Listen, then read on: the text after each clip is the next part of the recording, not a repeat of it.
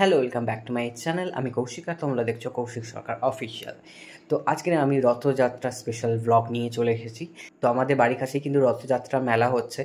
তো এখনও পর্যন্ত এক সপ্তাহ হয়ে গেছে আমি মেলার মুখ পর্যন্ত দেখিনি। মানে আমার এক্সিবিশন ছিল প্লাস ক্লাস ছিল, তো এইসব নিয়ে আর যেতে পারিনি। তো আজকের উল্টো রথ, আজকের বিকেলে ছুটি রয়েছে। তো আজকে সবাই মিলে যাচ্ছি মেলায়, বিশেষ করে দিদির মেয়ের জন্য।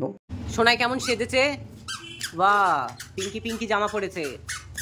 মাথার হেয়ার ব্যান্ডটা কই? দেখি হেয়ার ব্যান্ডটা পরিয়ে দিই। সরি, হচ্ছে না, হয়েছে। দেখি এবার ঠিক আছে। চলো মেলায় যাই। মেলায় গিয়ে কি করবে? মেলায় গিয়ে আমি ফুচকা খাবো, আর চাউমিন খাবো, আর ভাত খাবো।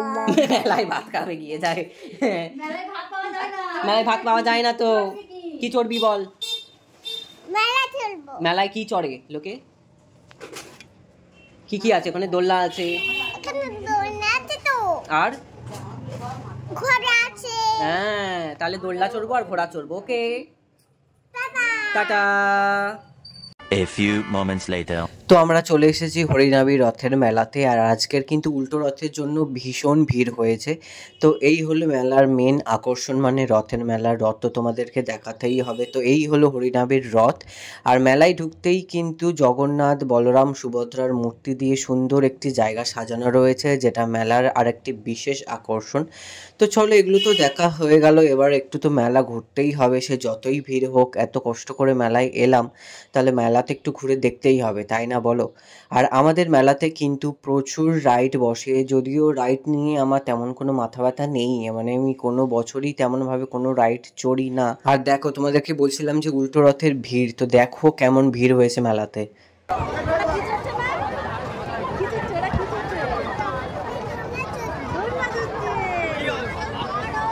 তুই চড়বি?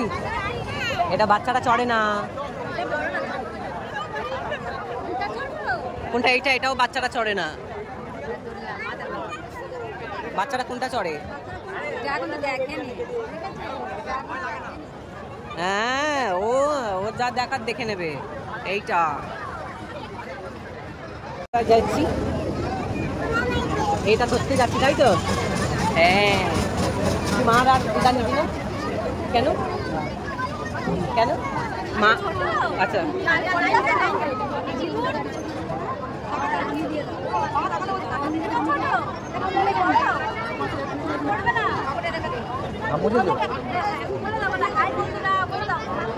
এই থেমে গেছে, এবার আমরা যাবো।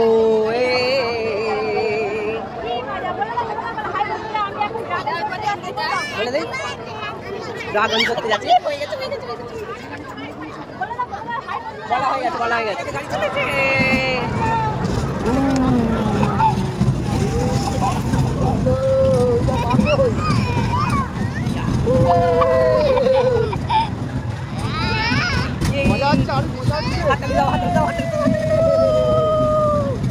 ভালো লাগছে?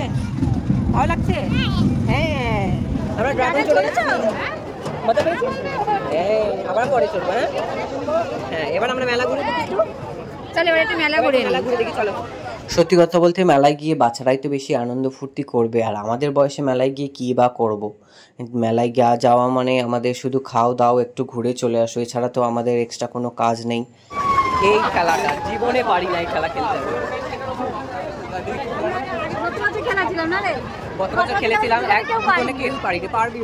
আর মেলার মধ্যে যে এই খাবার দোকানগুলো বসেছে, এগুলো যে খাবারের দোকান নাকি ডাকাতি করার জায়গা তোমরা কেউ বুঝতে পারবে না। মানে মালিকগুলো হচ্ছে পকেট কাটার জন্য বসে থাকে এখানে।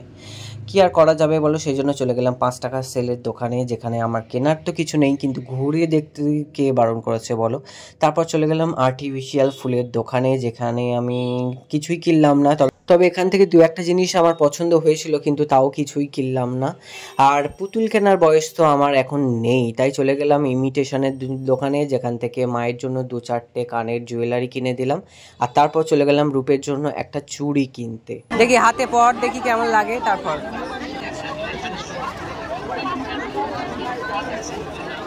ভালো লাগছে, নিবি? এটা নিবি? হ্যাঁ ঠিক আছে। আচ্ছা। আর এদিকে মেলার মধ্যে ফুচকা দোকান, জিলিপির দোকান, সমস্ত জায়গায় হচ্ছে প্রচণ্ড ভিড়, তো কিছুই সেইভাবে কেনা হলো না। হো 1.5 ঘন্টা শুধু ঠেলাঠেলি খেয়ে গেলাম, কিছু কিনলাম না, কিছু খেলাবো না। এখন আবার বৃষ্টি আসছে, এখনো ফুচকা বলেনি, বেলুন কিনে দিলাম, এখনো ফুচকা খাবে বলছে। সেই ফুচকা খেতে এলো। বৃষ্টি হচ্ছে কিন্তু তাড়াতাড়ি খেয়ে বাড়ি যেতে হবে, ঠিক আছে? তো চলো এখন বৃষ্টির মধ্যে অন্ধকারে দাঁড়িয়ে দাঁড়িয়ে ফুচকা খাই, তারপর অটো ধরে বাড়ি যাই। আর আজকের ভিডিওটা এখানেই শেষ করি। তো দেখা হচ্ছে পরের অন্য কোনো ভিডিওতে। টাটা।